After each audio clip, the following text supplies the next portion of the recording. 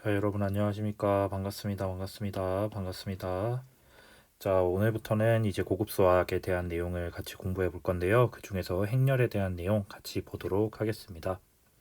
행렬이라는 것은 굉장히 많은 곳에 사용이 됩니다. 행렬을 벡터로 나타내거나 어떤 변환을 표현할 때도 사용하기도 하고요. 그 다음에 어떤 데이터들을 대표하기 위해서 나타내는 문자이기도 합니다. 행렬 안에 들어가는 숫자들은 꼭 실수일 필요는 없고요. 어떤 값들을 그냥 배열하게 되는 걸 수도 있습니다. 자, 그러면 먼저 오늘은 행렬의 간단한 뜻들부터 한번 살펴보도록 하겠습니다. 자, 먼저 행렬이라는 것이 뭔지 수학적으로 어떻게 정의하고 있는지에 대해서 살펴보도록 하겠습니다. 행렬이라는 것은 숫자와 문자를 직사각형 모양으로 배열한 다음에 괄호로 묶어서 나타낸 것을 의미합니다. 이 밑에 있는 예시들 보시면 이렇게 숫자 또는 문자들을 괄호를 이용해서 나타낸 것이다 라고 볼 수가 있겠습니다. 그리고 이 모양은 직사각형 모양이기 때문에 가로로 배열된 숫자의 개수와 세로로 배열된 숫자의 개수는 꼭 같을 필요는 없습니다. 이렇게 세로로 2개, 가로로는 하나, 이렇게 가로로 4개, 세로로는 하나인 경우들도 우리는 넓은 의미에서 행렬이라고 할 수가 있습니다. 따라서 우리는 그냥 하나짜리의 숫자 또는 문자 역시도 행렬이라고 생각할 수가 있습니다. 예컨대 그냥 1이라는 숫자가 있을 때 그 1이라는 숫자를 이렇게 가로가 하나, 세로가 하나인 숫자로도 행렬로도 나타낼 수가 있다라는 것을 알 수가 있습니다. 자, 그 다음에 내용 한번 보겠습니다. 그 행렬을 구성하는 각각의 숫자나 문자들을 우리는 성분이라고 부르도록 할 겁니다. 영어로는 컴포넌트라고 이야기를 하고요. 이 밑에 있는 표현은 이렇게 나타내는 표현이 있는데 이것은 어떤 표현이냐면 이제 행렬을 매번 이렇게 크게 쓰기가 어려운 상황들이 있을 수 있으니까 그런 상황에는 이렇게 표현한다라는 내용입니다. 그래서 여기에 m 곱하기 n이라고 쓰여 있는 내용이 있는데요. 이때 m이라는 것은 세로로 몇 개가 배열되어 있는지, 즉 가로줄이 몇 개 있는지를 나타내는 단위가 m이고요. 그 다음에 n이라고 나타내어져 있는 단위는 이제 가로로 몇 개 있는지, 즉 세로줄이 몇 개 있는지를 나타내는 단위라고 보시면 되겠습니다. 그리고 여기 a, i, j라고 쓰여 있는 것은 여기 첫 번째 줄, 첫 번째 열이라고 생각할 수 있고요. 두 번째 줄의 첫 번째 문자, 두 번째 줄의 두 번째 문자, 쭉쭉쭉 나아가서 n번째 줄의 첫 번째 문자 또는 두 번째 줄의 n번째 문자, 마지막으로 n번째 줄의 n번째 문자라고 대표하는 인덱스들을 i와 j로 나타낸 거라고 볼 수가 있겠습니다. 이때 우리는 a라는 이 행렬을 m 곱하기 n 행렬이다 라고 이야기할 겁니다. 그리고 이때 각각의 컴포넌트들을 우리는 특별히 i, j 성분이라고 부를 겁니다. 따라서 여기 a22라는 친구는 2, 2 성분이다 라고 이야기할 수가 있겠죠. 그리고 이 밑에 이제 중요한 표현들이 나오고 있습니다. 중요한 표현 무엇이냐면 행과 열에 대한 내용이 나오고 있습니다. 행이라는 것은 이 성분들의 가로줄을 의미하고 열이라는 것은 성분들의 세로줄을 의미합니다. 따라서 제가 지금 파란색으로 체크하는 이런 친구들이 행이라고 볼 수 있습니다. 그리고 그 행에도 숫자를 붙여서 1행이라고 부를 수 있고요. 2행 마지막에 m행이라고 n번째 행이라고 말할 수가 있습니다. 그 다음에 초록색으로 치는 것들이 이제 열이죠. 그리고 1열, 2열, 마지막 n번째 열이다 라고 이야기할 수가 있을 겁니다. 그러면 우리는 이렇게 직사각형 모양의 숫자나 문자들을 나타낸 것을 행렬이라고 불렀는데 여기 두 번째 행렬과 세 번째 행렬을 보시면 행의 개수와 행의 개수 2개, 열의 개수 2개, 여기 행의 개수 3개, 열의 개수 3개 이렇게 행의 개수와 열의 개수가 같은 친구들이 생길 수 있습니다. 그랬을 때 우리는 이 친구들을 정사각 행렬, 특히나 n차 정사각 행렬이다 라고 부르도록 하겠습니다. 자, 그 다음은 행렬의 기본적인 연산들에 대해서 살펴보도록 하겠습니다. 자, 먼저 우리가 행렬에 대해서 연산을 하기 위해서는 일단 어떤 것이든 연산을 정의하기 위해서는 일단 같다와 다르다가 먼저 정의되어야 합니다. 첫 번째 내용은 두 개의 행렬이 서로 같다라는 내용입니다. 직관적으로 굉장히 자명합니다. 어떤 것이냐면 A의 각각의 성분과 그에 대응하는 B의 각각의 성분이 같을 때에만 우리는 두 개가 같다라고 이야기합니다. 따라서 여기 아까 예시에 첫 번째에 있는 00이라는 이 행렬과 A13B는 애초에 같다라고 이야기할 수가 없습니다. 당연히 열의 개수가 다르기 때문에 다르다라고 이야기할 수도 있겠죠. 그리고 A13B라는 이 행렬과 3333이라는 행렬이 있다면 그 두 개의 행렬은 다르다고 할 수가 있을 겁니다. 왜냐하면 1,2 성분이 다르기 때문입니다. 이렇게 우리는 행렬이 같다라는 표현 기호로는 등호로 나타냅니다. 그리고 지금 가정 자체가 m행 n열을 가진 m/n 행렬이기 때문에 행렬끼리의 덧셈도 생각해 줄 수가 있습니다. 행렬끼리의 덧셈은 어떻게 정의할 거냐면 각각의 성분들의 덧셈을 새로운 성분으로 가지는 행렬로 정의하면 되겠습니다. 이건 역시도 굉장히 직관적인 내용이 될 거고요. 그 다음에 행렬의 실수배를 생각할 수가 있습니다. 여기 나와 있는 기호처럼 A 앞에 실수 R을 붙여줬을 때 이 행렬은 어떻게 정의할 거냐면 각각의 성분들의 R배 해주면 되겠습니다. 여기까지는 굉장히 직관적으로 생각할 수가 있을 거고요. 이에 대한 덧셈과 실수배의 성질들 간단하게 살펴보도록 하겠습니다.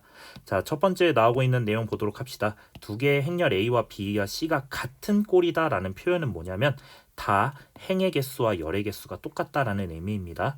자, 그랬을 때 첫 번째 내용 A 더하기 B는 B 더하기 A 무슨 얘기입니까? 교환 법칙이 성립한다는 얘기죠. 두 번째 B랑 C를 먼저 더하고 A를 더한 것과 A와 B를 먼저 더하고 C를 더한 것이 같다라고 이야기하고 있습니다. 이것은 결합 법칙이 성립한다라는 이야기죠. 그 다음에 세 번째 내용 봅시다. C랑 D를 먼저 곱한 다음에 A의 실수배하는 것, A에다가 먼저 실수배하고 또 실수배하는 것 같다고 합니다. 그 다음에 A에다가 1배한 것 A, 너무 직관적으로 자명하죠. 그 다음에 다섯 번째 내용은 A 더하기 B를 먼저 하고 C를 뿌린 거나 각각의 실수배한 거나 똑같다. 그 다음에 이쪽 두 번째 내용도 마찬가지입니다. 이 내용은 우리가 뭐라고 부를 수 있죠? 그렇죠. 분배 법칙이다 라고 부를 수가 있습니다. 따라서 덧셈과 실수배에 대해서는 교환 법칙, 결합 법칙, 분배 법칙 성립한다 라고 할 수가 있겠습니다. 자, 이제 덧셈에 대한 이야기를 하고 있기 때문에 자연스럽게 생각할 수가 있는 것은 이 덧셈이라는 연산에 독립적으로 다시 얘기하면 어떤 행렬이 들어온다 하더라도 그것에 어떤 덧셈을 취했을 때 이 행렬 A가 그대로 나오는 친구, 즉 항등원이 궁금할 겁니다. 항등원이 궁금하다면 또 자연스럽게 역원이 궁금할 수도 있죠. 어떤 행렬이 있을 때 그 행렬에 역원을 더했을 때 항등원이 나오는 친구가 궁금할 수 있겠죠. 그렇게 항등원과 역원을 정의할 수 있다면 우리는 뺄셈도 정의할 수가 있게 될 겁니다. 자, 가보도록 합시다. 새로운 친구를 정의합니다. 뭐라고 정의할 거냐면 영행렬이라는 것을 정의할 겁니다. 영행렬의 정의는 매우 직관적입니다. 모든 성분이 0이면 되겠습니다. 이것은 어떤 행, 어떤 열의 개수를 갖던 상관없이 모든 성분이 0이면 됩니다. 따라서 제가 예시로 들어놓은 이 첫 번째의 친구, 이쪽이에요. 지금 이쪽에 있는 이 첫 번째 친구도 영행열이다 라고 할 수가 있는 거겠죠. 자, 그 다음에 그 영행열의 성질들 한번 보도록 하겠습니다. 영행열의 성질 첫 번째, 영행열은 행열의 덧셈에 관한 항등원이다. 매우 직관적으로 자명한 내용이겠죠. 그 다음에 어떤 A라는 행열에 대해서 X라는 행열을 더했을 때 영행열이 나오는 친구를 그 X를 우리는 덧셈에 관한 역원이다 라고 부를 겁니다. 그리고 여기서 기호로 나타낼 때는 직관적으로 어떻게 나타내면 될까요? X를 마이너스 A라고 나타내면 되겠습니다. 이렇게 덧셈에 대한 역원도 생각해 볼 수가 있고요. 따라서 우리는 행렬끼리의 뺄셈도 적용해 볼 수가 있습니다. 행렬의 뺄셈은 다음과 같이 정의하면 되겠습니다. 자, 이것을 이용해서 예제 1번 문제 어떻게 해결했나 한번 보도록 하겠습니다. 예제 1번은 그냥 xp 더하기 yq를 먼저 계산한 다음에 이 행렬이 2642라는 왼쪽의 행렬과 같다라고 해서 성분끼리 비교해주면 되겠죠. 자, xp 더하기 yq를 해보면 다음과 같은 결과물을 얻을 수 있고요. 이것이 2642와 같다라고 놓고 문제를 해결한다면 x의 값, y의 값 어렵지 않게 구할 수가 있고요. 따라서 2642라는 행렬은 2배 p 더하기 q로 나타낼 수가 있겠습니다. 자, 여기까지는 직관적으로 어렵지 않은 내용들이었는데요. 행렬의 곱셈은 지금까지 우리의 실수의 곱셈과는 조금 다른 양상을 띠고 있기에 굉장히 중요하게 다루어지는 내용입니다. 자, 행렬의 곱셈은 아무거나 막 곱할 수도 없습니다. 물론 행렬의 덧셈도 마찬가지였어요. 같은 꼴의 행렬인 경우에만 덧셈, 뺄셈 하는 것이 유의미했었는데요. 행렬의 곱셈은 같은 꼴이 아닌 경우에도 곱셈이 가능한 경우가 있기 때문에 약간 특이한 성질을 가지고 있습니다. 곱셈을 자연스럽게 정의하기 위해서 어떻게 정의했나 밑에 있는 내용 같이 보도록 하겠습니다. 자, 정의, 곱셈을 어떻게 하는지에 대한 정의가 바로 등장하고 있네요. 행렬 A의 열의 개수와 행렬 B의 행의 개수가 같을 때에만 우리는 곱셈이 가능합니다. 이것을 잘 체크를 해주셔야 돼요. 물론 나중에 연산에 익숙해지다 보면 이것은 굉장히 자연스럽게 받아들일 수 있는 내용이긴 한데 우리는 처음이라고 생각하고 있는 것이니까 잘 알아두셔야 될 겁니다. 자, 다시 한번 읽어볼게요. A의 열의 개수와 A의 열의 개수, 지금 A를 m 곱하기 n 행렬이라고 부른다면 열의 개수 n이겠죠? 그 다음에 B의 행의 개수가 같을 때에만 곱셈할 수 있다고 합니다. B라는 행렬은 n 곱하기 p, 그러니까 행의 개수가 n이겠죠. 이렇게 앞에 친구의 열의 개수와 뒤에 친구의 행의 개수가 같을 때에만 우리는 행렬의 곱셈을 정의할 수가 있습니다.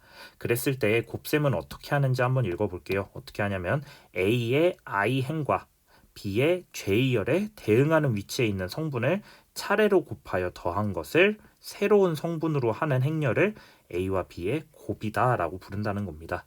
다시 한번 보도록 하겠습니다. 앞에 있는 행렬의 i행 몇 개의 성분이 있을까요? 컴포넌트 몇 개 있을까요? n개의 성분이 있겠죠. 맞죠? 그 다음에 뒤에 있는 B라는 행렬, 이 친구의 J열에는 성분이 몇 개 있을까요? n by p이기 때문에 이쪽 J열에도 n개의 성분이 있을 것이다 라고 생각할 수가 있습니다.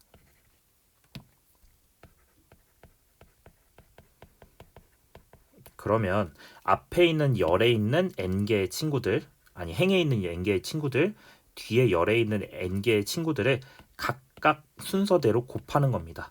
그 다음에 싹 더해서 새로운 성분이 되게끔 하는 그러한 행렬을 만들 수가 있다라는 거죠.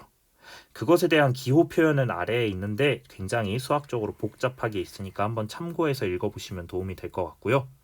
자, 그러면 i행과 j열에 있는 친구들이 i, j의 성분으로 온다고 한다면 여기는 행이 m개 있죠. 그리고 이쪽에는 열이 p개 있습니다. 따라서 i라는 친구는 1부터 m까지 중에 하나의 숫자일 거고요. 열이라는 j라는 친구는 1부터 p까지 중에 하나일 겁니다. 따라서 행렬의 곱셈의 결과는 앞에 행이 m개 있고 뒤에 열이 p개 있기 때문에 그 결과는 m 곱하기 p, 즉 m by p 행렬이 나올 것이다 라고 예측할 수가 있다는 거죠. 이를 정리해서 다시 한번 써보면 앞에 있는 행이 m 곱하기 n이고 뒤에 있는 행렬이 n 곱하기 p라고 나타내어졌을 때 이 두 개의 행렬의 곱셈을 시행한 a, b라는 새로운 행렬은 이 조건이 성립했을 때 남은 친구들 m 곱하기 p 행렬로 정의가 된다라는 이야기입니다. 이것에 대해서 보다 구체적인 내용 뒤에 보도록 하겠습니다. 자, 밑에 있는 예시부터 먼저 보도록 하겠습니다. 자, A는 2x2라고 볼 수가 있고요. B 역시도 2x2 행렬입니다. 다시 쓰면 2x2, 여기도 2x2이기 때문에 앞에 있는 열의 개수, 뒤에 있는 행의 개수가 같기 때문에 곱셈 가능하고요. 그것의 곱셈의 결과물 2x2로 등장하게 될 것입니다. 그리고 어떻게 등장했나 한번 보도록 합시다. 자, 새로운 행렬 A 곱하기 B의 1,1 성분은 어떻게 등장하는 건가요? 여기 1행과 B의 1열을 성분끼리 곱해서 나타낸 것이죠. 자, 그 다음에 2,1 성분 어떻게 나왔나 한번 보도록 합시다. 2,1 성분은 A의 2행과 B의 1열을 곱해서 얻어진 것이다 라고 볼 수가 있겠죠. 따라서 이렇게 행렬의 곱셈은 다시 한번 이야기하자면 앞에 친구의 행과 뒤에 친구의 열을 곱해서 성분으로 새롭게 가지는 행렬이 되겠습니다. 자, 주의할 점 굉장히 중요하게 알고 계셔야 될 내용이니까 한번 보도록 합시다. 첫 번째는 A와 B를 곱하기 위한 조건을 다시 한번 언급하고 있습니다. 앞에 곱해지는 친구의 열의 개수, 뒤에 곱해지는 친구의 행의 개수가 같아야 합니다. 두 번째, A, B가 잘 정의된다 하더라도 BA가 정의되지 않을 수도 있습니다. 자, 예를 들어서 생각을 해보도록 하겠습니다. A라는 친구는 3 곱하기 2 행렬이고요. B라는 친구는 2 곱하기 1 행렬이라고 했을 때 우리는 A, B라는 친구는 정의가 되지만 BA라는 친구는 정의가 안 된다라는 걸 알 수가 있습니다. 왜냐하면 BA를 하기 위해서는 2 곱하기 1과 3 곱하기 2라고 놓고 생각해야 되는데 이 친구가 다 같지 않기 때문입니다. 그 다음 세 번째 내용 보도록 하겠습니다. 세 번째 내용도 굉장히 중요한 내용인데요. 행렬의 곱셈에 대해서는 다를 수 있다. 즉 A와 B, A, B, BA 잘 정의된다 하더라도 다를 수 있다는 거죠. 이 얘기는 정리해서 말하면 뭔가요? 곱셈에 대한 교환 법칙 성립하지 않는다는 내용입니다.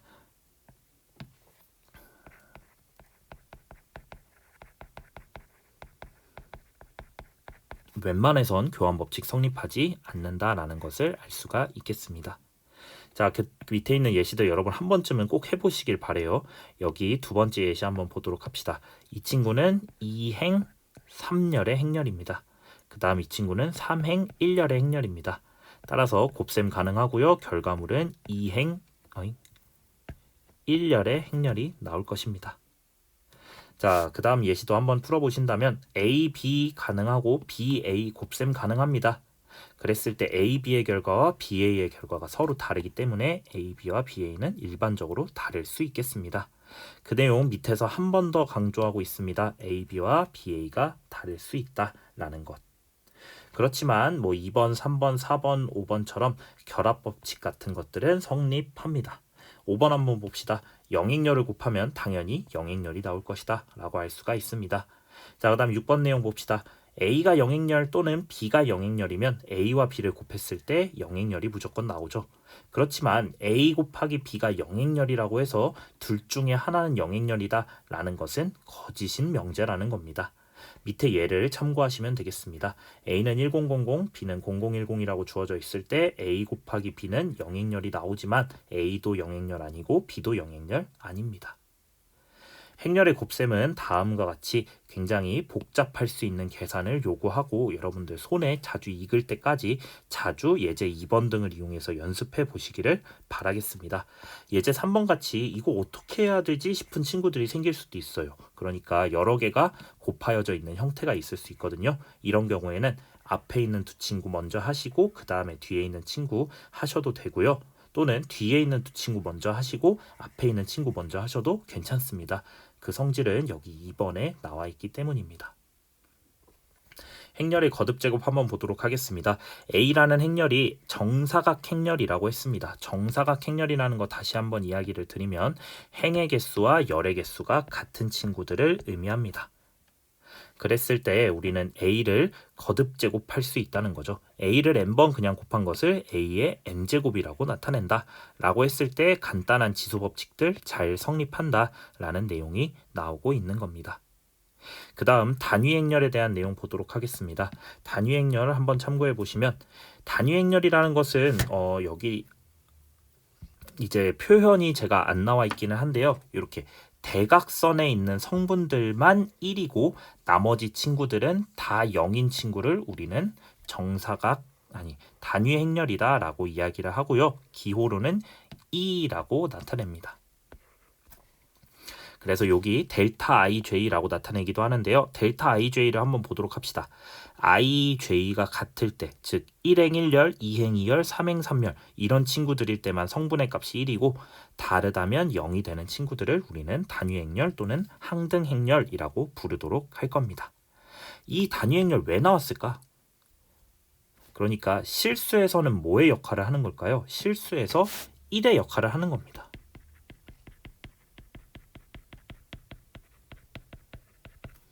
(1은) 굉장히 중요한 친구인데 어떤 역할을 하죠? 곱셈에 대한 항등원의 역할을 하죠.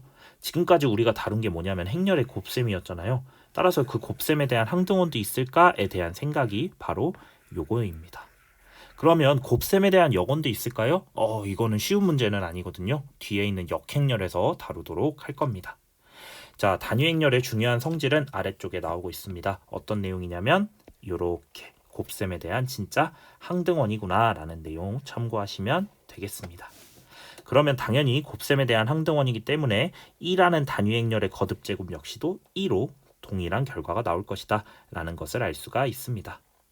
자, 그러면 어떤 친구는 단위 행렬의 경우에는 무조건 이렇게 된다라는 것을 알 수가 있는데요. 여기서 한 가지만 생각해 볼 것은 어떤 내용이냐면 어떤 친구를 n제곱했대요. n은 자연수입니다. a라는 행렬을 n제곱했더니 2가 나왔을 때 a는 2이다. 이거는 참일까요? 거짓일까요? 물론 거짓이 됩니다.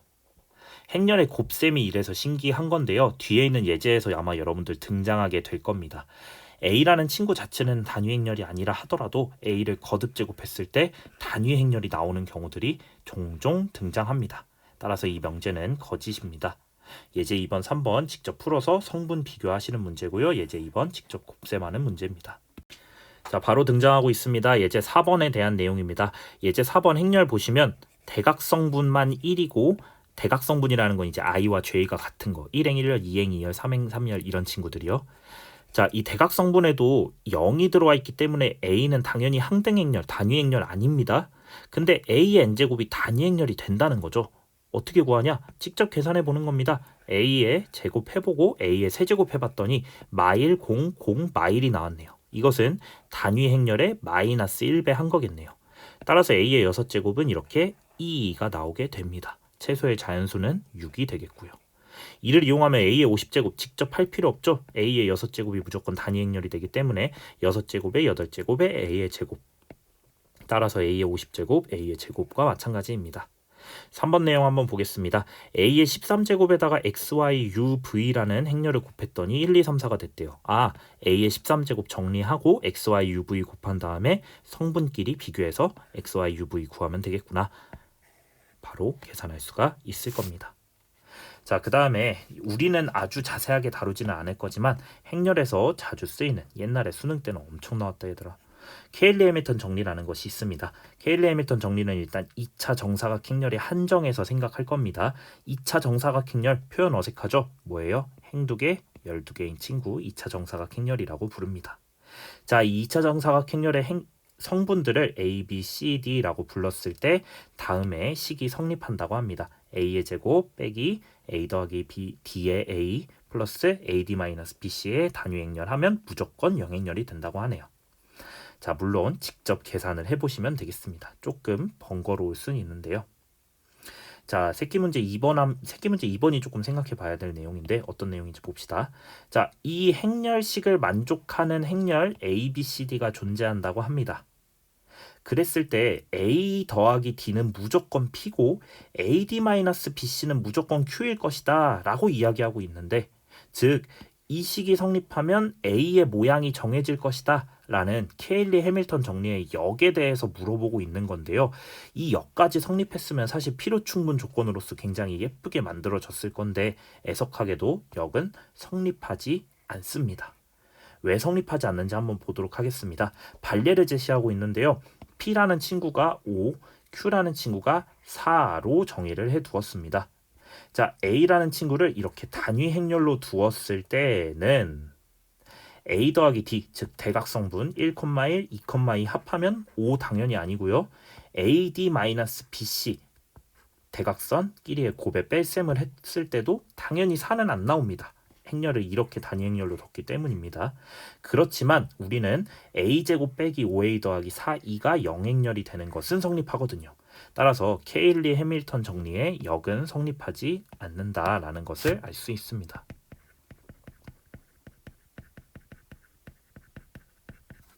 정방향은 성립하지만 역방향은 성립하지 않을 것이라는 겁니다.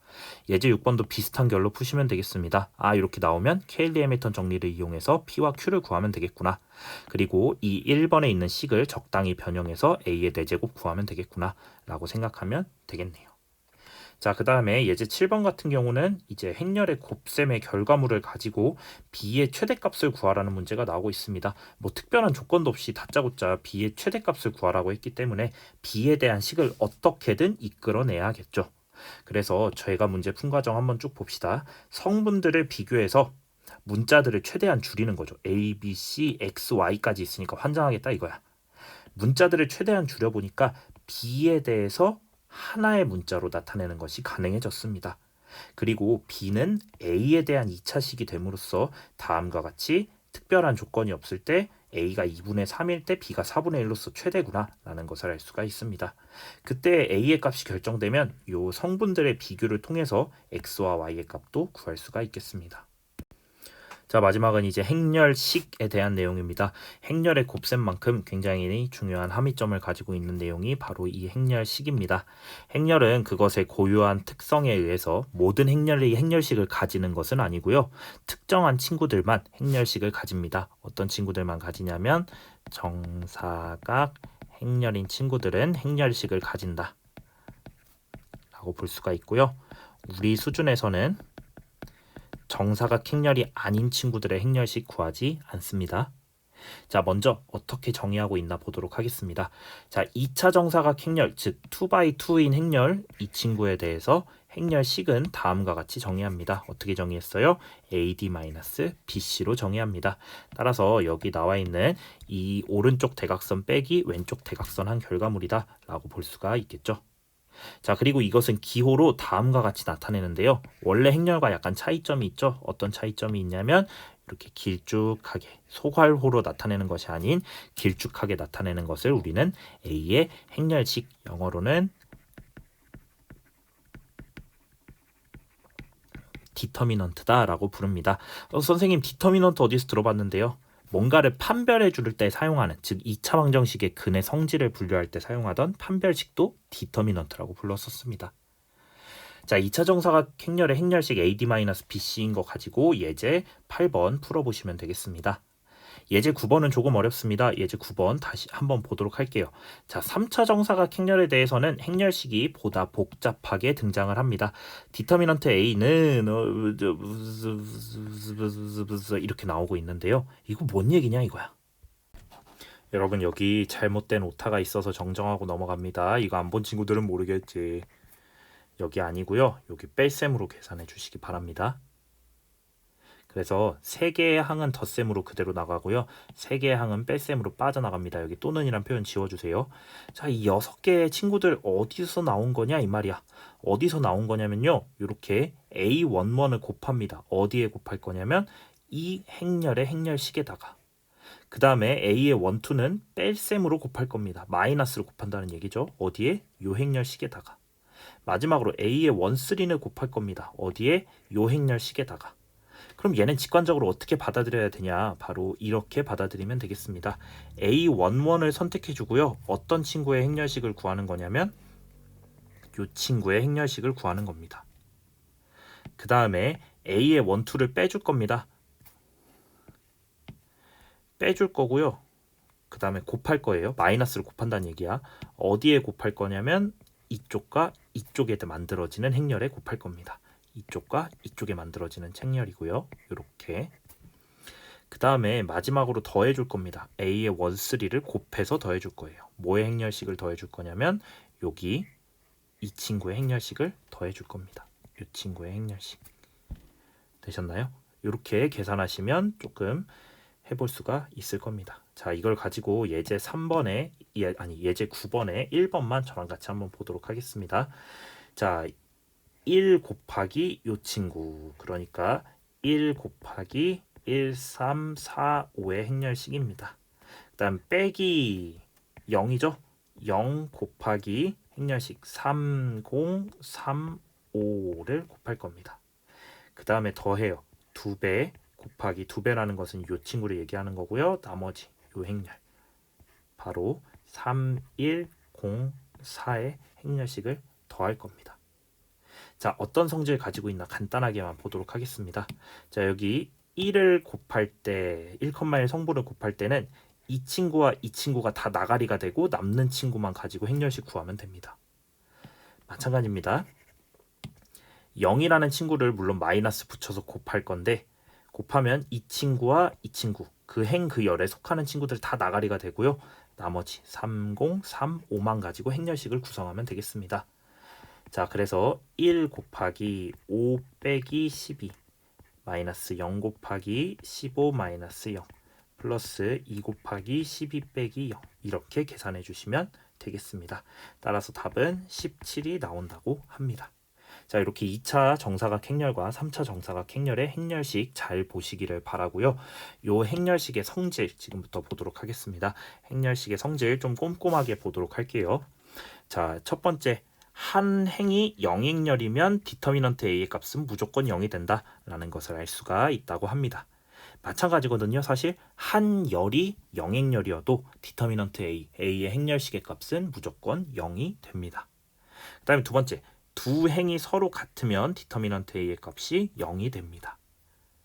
여기 네, 두 행이 서로 같으면 됩니다. 자, 그 다음에 A라는 친구의 두 행을 서로 맞바꾸면 즉 뭐 예컨대 1행과 3행을 서로 맞바꾸게 된다면 바꾸어진 행렬을 C라고 불렀을 때 C의 행렬식은 A의 행렬식에 마이너스 1배 하면 되겠습니다. 따라서 두 행을 두 번 바꿔 예컨대 1행과 2행 바꾸고 2행과 3행을 바꿨으면 그 새롭게 바뀐 친구는 원래 A라는 행렬과 다른 행렬이겠지만 행렬식의 값은 똑같을 것이라는 거죠. 됐죠? 자, 하나의 행만 K배에서 얻은 행렬을 C라고 한다면 C의 행렬식은 A의 행렬식이 K배 한 것이다 라고 볼 수가 있습니다. 자, 그 다음에 5번 성질 한번 볼게요. 하나의 행의 실수배를 다른 행에 더해서 얻은 행렬을 C라고 하면 디터미넌트 C는 디터미넌트 A다 라는 것을 알 수가 있습니다. 자, 6번 내용은 생략하셔도 됩니다. 6번에 T라는 기호는 지금 제가 다루지 않을 예정이기 때문에 뭐 전치 행렬이라는 표현이긴 한데 요거는 대학교 가서 공부하시기 바랍니다. 자, 그 다음에 7번 내용 봅시다. 7번 내용도 굉장히 자주 쓰여요. 단위 행렬의 행렬식의 값은 1이 나옵니다. 그리고 마지막 A, B의 행렬식의 값은 A의 행렬식 곱하기 B의 행렬식이 되겠습니다. 자, 이 중에서 우리가 종종 사용할 수 있는 내용들은 바로 요 친구, 요 친구, 요 친구가 굉장히 많이 쓰고요. 요 친구까지도 많이 쓰입니다. 왜 많이 쓰이는지는 뒤에 행 변형에서 다루게 될 겁니다. 예제 10번 한번 보도록 하겠습니다. 자, 이렇게 3x3 행렬이 있을 때 이것의 행렬식을 4라고 정의했을 때 각각의 행렬식의 값을 구하시오. 자, 첫 번째 친구는 A의 하나의 행에 지금 2배 한 상황입니다. 바로 4번 내용이겠죠. 따라서 전체 행렬식의 값에 2배 해주시면 원하는 값 구할 수가 있겠습니다. 자, 두 번째 DEF, ABC, GHI이기 때문에 두 개의 행렬을 서로 순서를 바꾸었습니다. 이 순서를 바꾼 내용은 3번에 등장하고 있죠. 따라서 행렬식의 값은 4에 마이너스 곱한 겁니다. 자, 그 다음에 5번 친구 보도록 하겠습니다. 자, 5번 친구 어떻게 생긴 거니 얘들아? 이 친구를 변형할 수가 있죠. 어떻게 변형하는지 5번 내용을 보도록 할게요. 한 행의 실수배를 다른 행에 더해서 얻은 행렬을 C라고 했대. 자, 그러면 이 친구의 행렬에서 1행의 각각의 성분을 3행의 각각의 성분을 2행에 더해 보도록 합시다. 그랬을 때의 행렬은 서로 다른 행렬이에요. 다시 얘기해 볼게. 이 안쪽에 있는 행렬과 이 안쪽에 있는 행렬은 서로 다른 행렬이지 성분이 달라졌잖아. 그렇긴 하지만 행렬식의 값은 똑같을 거라는 거죠. 5번 내용 때문에 그렇습니다. 하나의 행에다가 실수배 GHI에다가 1배 한 다음에 2행에다가 각각 더해준 겁니다. 이 행렬식의 값과 이 행렬식의 값은 똑같고 이 행렬식의 값은 1행과 2행이 같기 때문에 2번 조건에 의해서 디터미넌트의 값이 0이 된다라는 것을 알 수가 있겠습니다. 자, 이렇게 기본적인 행렬의 정의, 그 다음에 행렬의 덧셈, 뺄셈, 곱셈까지 알아봤고 그 다음에 행렬의 성질을 알 수 있는 행렬식도 살펴보았습니다. 이 행렬식은 나중에 어디 쓸 거냐면요. 이 행렬식이 0이냐 아니냐를 결정해서 역행렬을 구할 수 있냐 없냐에 사용하도록 할 것입니다. 고생하셨습니다.